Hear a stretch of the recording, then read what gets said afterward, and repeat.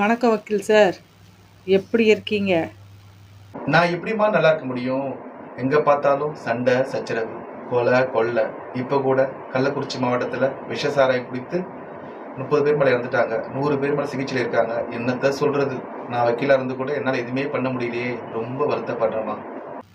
ஆமாம் சார், நானும் கேள்விப்பட்டேன். ரொம்ப வருத்தமாக தான் இருக்கேன். இதுக்கெல்லாம் என்ன தீர்வு? காலையிலிருந்து இரவு வரைக்கும் உழைக்கிறவனுக்கு கொஞ்சம் போதை கேட்கும். அவன் டாஸ்மாக் போயிருந்தா இந்த பிரச்சனை வந்திருக்காது. பாவம் கையில காசு இருந்திருக்காது. அதனால சீப்பா கிடைக்குதுன்னு சாராயத்தை குடிச்சிருப்பான். அது விஷமா மாதிரி இருக்கு. சார், இப்போ என்ன சொல்ல வரீங்க? இதுக்கெல்லாம் அரசாங்கம் தான் பொறுப்பேற்க வேண்டும். டாஸ்மார்ட்ல விற்கிற சரக்குக்கு வரி போடாமல் விற்றால் அது சாராயத்தை விட குறைவாக இருக்கும். அப்புறம் அவன் கொஞ்சமா சாப்பிட்டு தூங்கி இருப்பான்.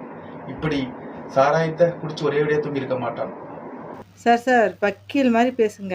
குடிக்கிறதே தப்பு. அதுவும் டாஸ்மாகில் விலை குறைஞ்சி விற்றா இன்னும் அதிகமாக குடிச்சு ஆண் சமூகம் நாசமாக போகும். அப்படி இல்லைம்மா. அளவுக்கு மிஞ்சினால் அமுதம் நஞ்சு படிச்சிருக்கல, அனுபவத்தில் உணர்ந்திருக்கல. அது சாதாரண தண்ணில இருந்து எல்லா உணவுக்கும் பொருந்தும். எனக்கு புரியுது உன் கஷ்டம் என்னன்னு. டாஸ்மாக் வருமானத்துல தான் அரசாங்கம் நடக்குது. அதுவும் ஃப்ரீபீஸ் அள்ளி அள்ளி கொடுக்குறாங்க. அதுவும் பெண்களுக்கு தாராளமா கொடுக்குறாங்க. சார் போதும், நிறுத்துங்க. எனக்கு டைம் ஆயிடுச்சு. Bye by.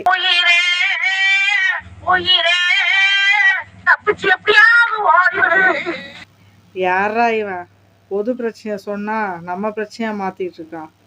வக்கீல் கிட்ட ரொம்ப உஷாரா தான் பேசணும்.